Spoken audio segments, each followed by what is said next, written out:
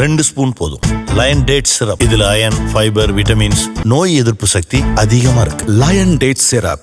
Wherever you go, whatever you do, throw a little at it. Omax, Vest and Briefs.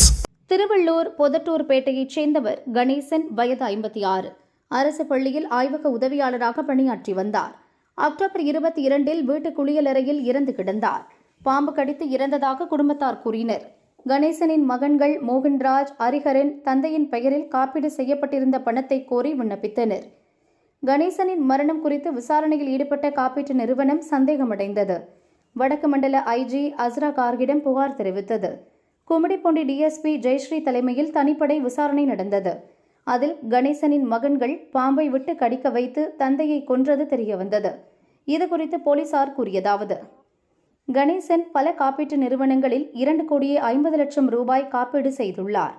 குடும்பம் கடனில் சிக்கி இருந்ததால் தந்தையை தீர்த்து கட்டி கடன்களை அடைக்க மகன்கள் முடிவு செய்தனர். இதை இயற்கை மரணமாக நம்ப வைக்க திட்டம் போட்டனர்.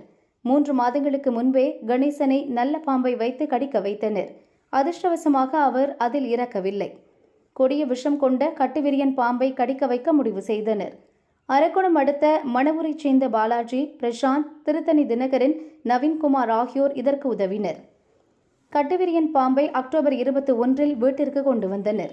கணேசன் தூங்கிக் கொண்டிருந்த போது அவரது கழுத்தில் பாம்பை விட்டு கடிக்க வைத்து கொலை செய்தனர். ஆனால் குளியலறையில் பாம்பு கடித்து இறந்ததாக நாடகமாடி அக்கம் பக்கத்தினரை நம்ப வைத்தனர்.